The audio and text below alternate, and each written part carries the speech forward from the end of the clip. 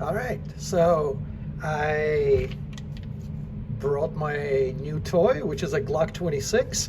And what we're going to do is we're going to set up a hostage situation right here and see if the hostage survives my fury of shots.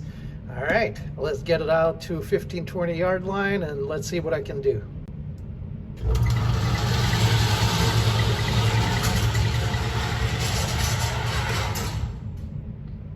All right.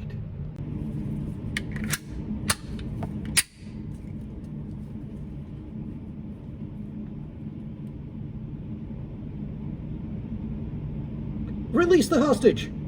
Release the hostage! No? Here's a bullet for you, bro.